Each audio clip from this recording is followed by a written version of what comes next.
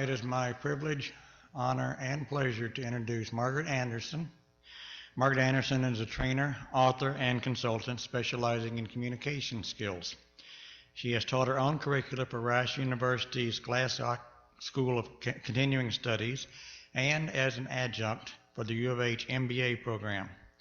Her training and consulting clients include large and small businesses and individuals.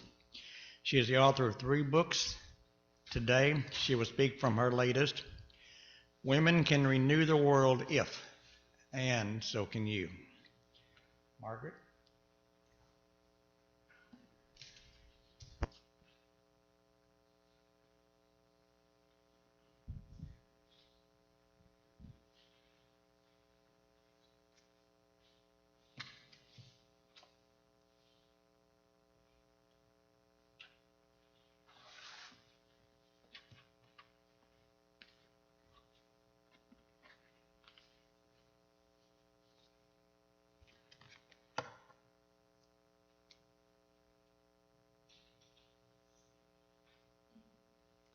Good morning.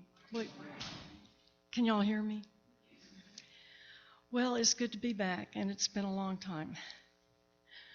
Hands up if you'd like to see more people in American society discussing sensitive issues in a civilized, productive manner.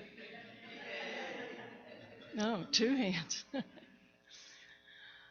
And what if there's a civilized method that actually works better than arguing?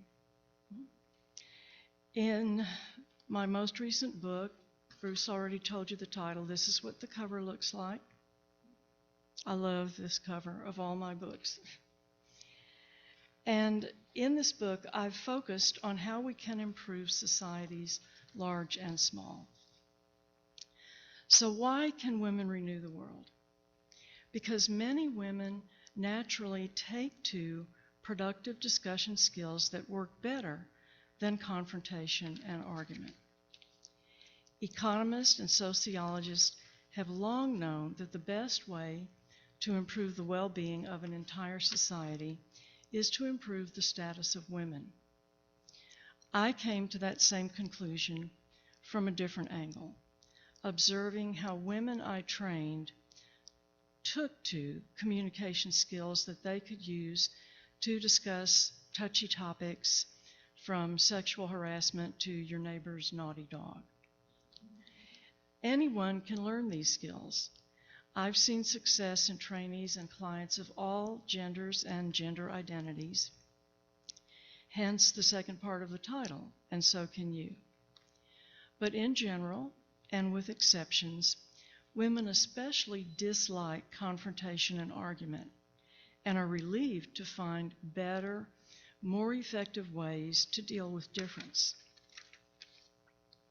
Pardon me.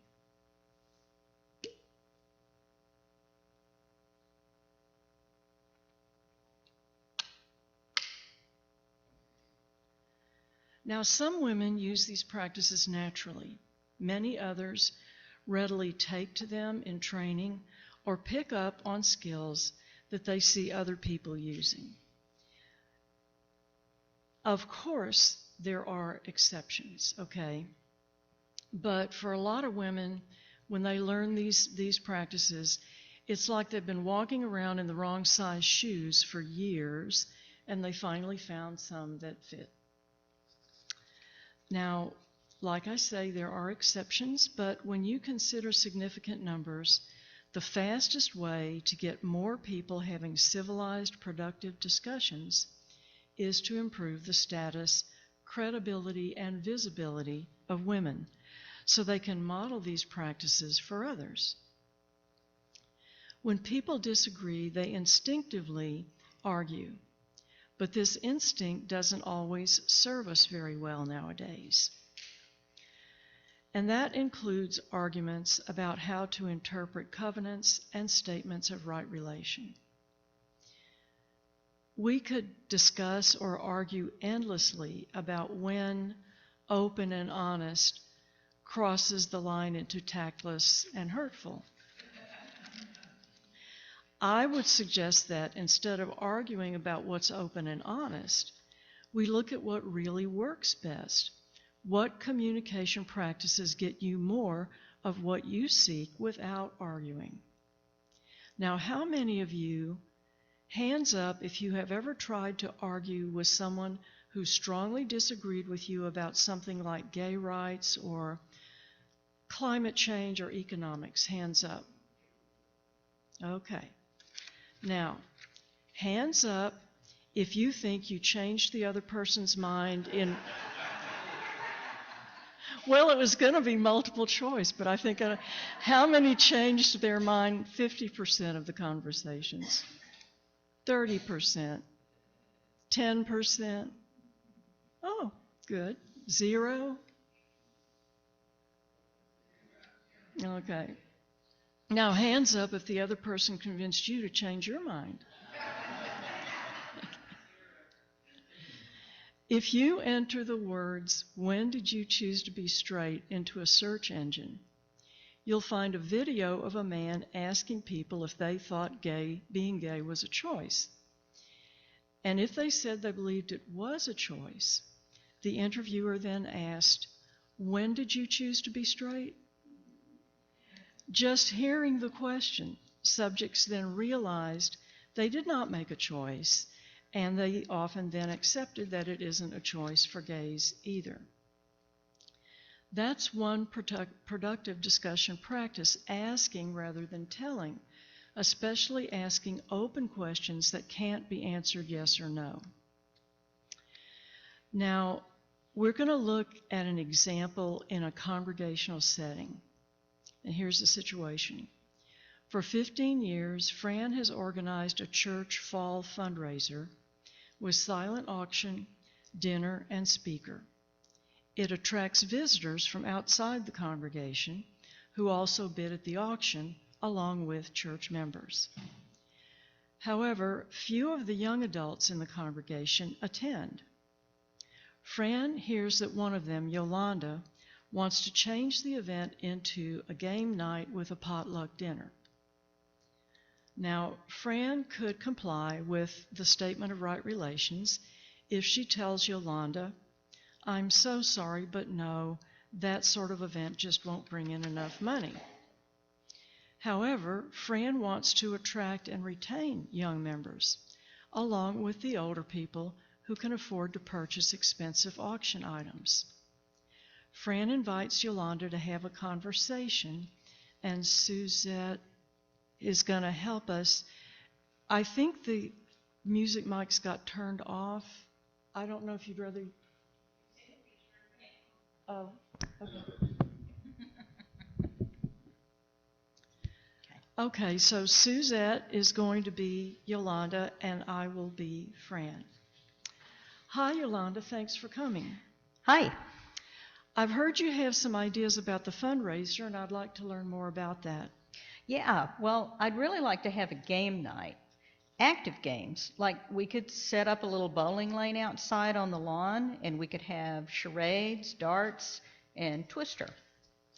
And how would we raise money?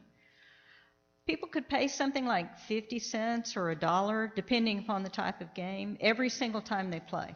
My friends and I would play a lot. What do you like about those kind of games? I like to be moving. I can't stand sitting still and listening to a speaker. So you're an active sort of person, right? Very. How about food? My friends and I can afford to contribute to a potluck. So you'd like an event that would be affordable to the young people and allow them to be active, right? Exactly. Well, let's see. If we could have a game party in the spring, then what if we could think of some affordable ways that young people could participate in the fall fundraiser? I can't imagine a way. We just can't afford it. Okay, well, why don't we both just go get a beverage from the kitchen and think about it for a little? Now, you all assume that 5 minutes have passed. Got any ideas now? Well, I guess I'd be willing to work at the fundraiser. Well, thank you. I really appreciate that. We can use babysitters. Would you and your friends like to help with that? I guess so. What about waiting tables? I don't want to ask my friends to wait tables, but you know who the young members are. You could ask them. Sounds like you're kind of lukewarm on babysitting or waiting tables, right? Yeah, but I do it if you really need the help. Tell me, what activities do you truly enjoy aside from playing games? Swimming, hiking. Hey, wait a minute. What if at the spring game night my dance group could perform? Well, that sounds good. What kind of dancing? Ballroom? No, we call it gypsy dancing. It's kind of like belly dancing, but with less belly and more hip movement, like that. Well, I look forward to seeing that. You know, at the fundraiser, when everybody gets talking around the auction tables, we have a hard time herding them into the dining room and getting them seated. What if your dance group would do, say, a 15-minute routine at the front of the dining room before we start serving, and that would draw people in? Yeah, I like that. Well, let's sleep on it and talk details Thursday night, okay? Yes. Let's thank Suzette.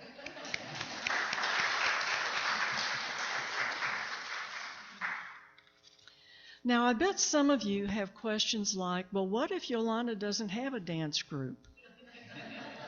Okay, so, and oddly enough, the dance group idea came up by an improvisational actress who was helping me.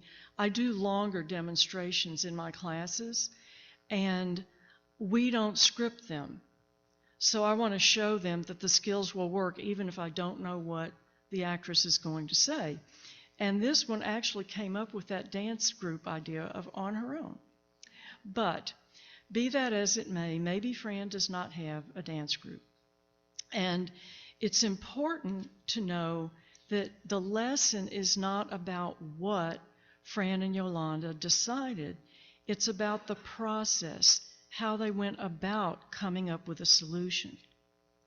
So I want to unpack this and point out Fran's skills. She didn't get stuck on previous fundraiser details. She broadened out to her actual concerns, a fundraiser that would bring in enough money and engage young people. In the conversation, Fran focused on Yolanda's concerns, asking open questions that can't be answered yes or no. She looked for ways to address Yolanda's concerns as well as her own concerns. Anytime she wasn't sure what to say, she took time to think. Fran often paraphrased what Yolanda said and checked to be sure that she got it right. So, for example, sounds like you're kind of lukewarm on babysitting or waiting tables, right? This reassured Yolanda that she had been heard and understood, and it made Yolanda more likely to listen to Fran. Fran's first idea, a game party in the spring, would satisfy Yolanda better than if Fran had simply refused politely to change anything. So Yolanda's already ahead of the game, right? But Fran kept brainstorming to try to make an acceptable plan even better. She welcomed Yolanda to brainstorm. Together, they came up with a great idea that Fran never would have thought of, the dance performance. Plus, it solved another one of Fran's concerns that she hadn't even thought would be part of this conversation: how to get the people into the dining room and get them to sit down. Now, Fran modeled a productive way of interacting that Yolanda can now emulate and model for others. It's really important, though, for you all to understand that my book is not just skills training. Not just skills training.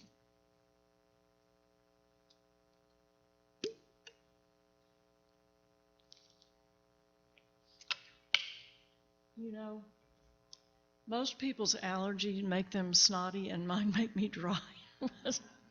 So, Women can renew the world by using such skills and modeling them for others if what?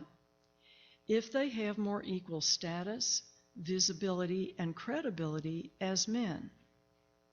Unfortunately, factors like implicit bias and sexual harassment and abuse hold women back from improved status. They beat people down, they suppress their self-esteem, make them even quit trying. Bias and workplace mistreatment are touchy topics to discuss. Harassment and abuse are being exposed and addressed, but they still occur in workplaces and beyond. Resistance to women's status has become more virulent. Lately, suppression of women in viable situations like journalism and politics has escalated to threats of rape or other violence, not only against the women themselves, but even to their children. Just a few days ago, I read an excerpt from a book by a well-known journalist quoting a letter she had received that was so violent and obscene and disgusting that I would not quote it from this pulpit. As a survivor of workplace abuse, I thought I pretty much knew all about it until I started researching for this book. I learned a lot more about different kinds of sexual mistreatment, what it really does to people, how it holds women back, and how to explain it better, especially how to explain it better. So it's not just about skills. A large part of the text provides information to discuss harassment and abuse knowledgeably. You can learn to answer common questions, for example, about women who blow the whistle on sexual abusers. Then, the skills help you discuss them effectively. You want to combine knowledge and skill. So here's an example. Someone asks, she claimed she was raped. Did she even try to fight back? If not, why not? Now, a typical answer, truthful, straightforward answer, to avoid being killed or seriously injured. But here's the beginning of a more productive interaction. She claimed she was raped. Did she even try to fight back? If not, why not? The skill user, have you ever heard of the immobility tonic? Questioner, no. Is it some kind of medicine? The skill user, I agree the name's confusing. I only recently read that in a crisis, fight and flight are not your only instincts. There's a third, freeze. That's the immobility tonic. Questioner, well, okay, but why does a woman choose to freeze instead of fight or flee? Skill user, as I understand it, it's not a choice. A different part of the brain just takes over. One scientist described it as trying not to blink if dust flies in your eyes.